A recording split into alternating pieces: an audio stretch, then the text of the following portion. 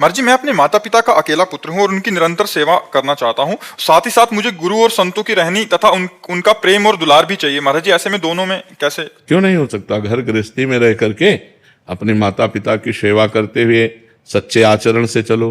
काम भाव किसी दूसरी स्त्री से न करो, कोई नशा न करो, किसी की चोरी हिंसा न करो। बढ़िया महात्मा हो, घर में रहते हुए महात्मा हो।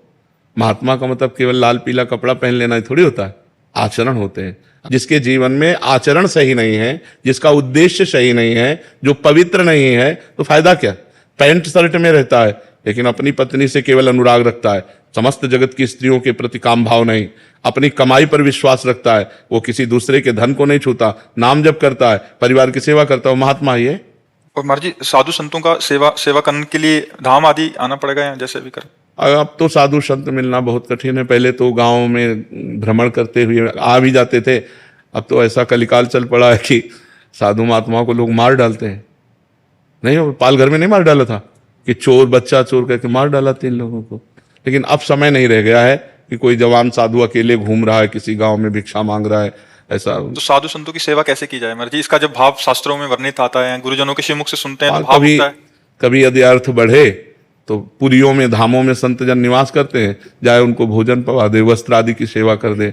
जिसने भगवान के चरणारविंद में अपनी चित्तवृत्ति जोड़ ली, समस्त कामनाएं शांत हो गई, जो ब्रह्मभूता प्रसन्नात्मा न शोचति न कांक्षति, ऐसे एक संत का सेवन हो जाए ना तो लाखों भंडारे के बराबर है। एक संत का वो एक टुकड़ा पाड़े तो लाखों भंडारे का पुण्य एक तरफ, और ऐसे संत का पाना एक तरफ। तो वो एक धाम की महिमा सुनते हैं, संतों की महिमा सुनते हैं, तो जो ग्रस्त जन होते हैं वो दर्शन के लिए आते हैं धाम आदि में। तो वहां जब क्योंकि वेश देखा, अगर दोष दृष्टि रखते हैं तो फिर गड़बड़ हो जाती है महाराज जी। अगर वो एक को ढूंढने चलें तो वो एक मिलेंगे ही नहीं। मतलब अगर इसीलिए भगवान से प्रार्थना करनी चाहिए कि मुझे संत मिला दो। भगवान जब कृपा करते हैं तो संतों से मिलन हो। भगवान से वो तो जानते हैं ना कौन उनका निजी जन है, तो भगवान से प्रार्थना करनी चाहिए कि हे भगवान, यदि संतों के ही मिलन से कल्याण होता है तो आप हमें संतों का संग करा दीजिए, जिनके संग से हमारा कल्याण हो, हमारे अज्ञान का नाश हो, जिनकी सेवा से हमें भगवत प्राप्ति हो, ऐसे संतों का दर्शन करा।